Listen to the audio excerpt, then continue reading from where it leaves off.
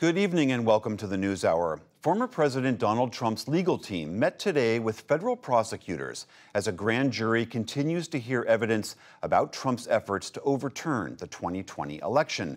It comes days after Trump revealed he received a letter from the Department of Justice notifying him that he was a target of a criminal probe into the aftermath of that election and the January 6th Capitol riot. Joining us now is NPR's Justice correspondent, Carrie Johnson, who has been following all of today's developments. Carrie, so nice to see you again. So Trump's legal team met with the DOJ today. Not unusual for that type of a meeting to occur. Trump even referred to it as a, quote, productive meeting in a post on his social media site, Truth Social. Do we know what was discussed today at that meeting?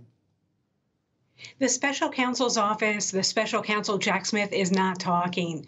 What we know comes from Donald Trump, who, as you said, posted that his lawyers met with the special counsel team today, presumably in an effort to stave off an indictment related to the January 6th investigation.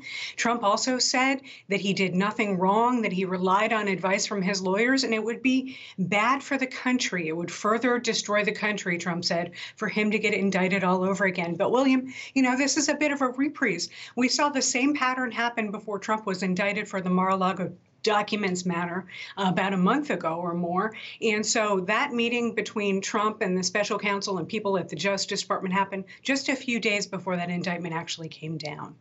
I mean, the receipt of a target letter almost always follows an indictment. And there was a good deal of speculation that that might happen today. Do we have any sense as to when that might happen, if that might happen still? I wish I could tell you. I was one of about 24 reporters and producers haunting the courthouse all day today. We've been there really all week waiting. We do know the January 6th grand jury was meeting today. We observed them coming in and leaving the building shortly before 5 p.m. or so, but no action out of the grand jury today. Their typical days of meeting in the week are Tuesday and Thursday, but of course, they may have done something in secret that we won't find out about until later, or the prosecutors may decide to bring them back next week. It's just not clear at this point. It does seem clear something is going to happen. The exact timing is uncertain right now. The target letter that the former president received reportedly contained 3 federal statutes that he is allegedly being charged with. 2 of those were somewhat sort of predicted charges. One was conspiracy to defraud the government, another obstruction of an official proceeding. But the third charge struck many former federal prosecutors a bit by surprise. Can you tell us about that particular charge? Sure, with the caveat that some of the charges that were included in the Mar-a-Lago indictment did not come out in advance. In other words, most of the information, William, we're getting is coming from the defense team, and they're not always interested in telling us exactly what's about to happen, or maybe wanting to shade things in the best interest of their client. But as far as we know from Trump's lawyers, this third charge dates back to the Reconstruction era, the post-civil rights era, in which it was used to try to protect the rights of Black voters who were trying to get to the polls and facing real threats of violence and actual violence for doing so.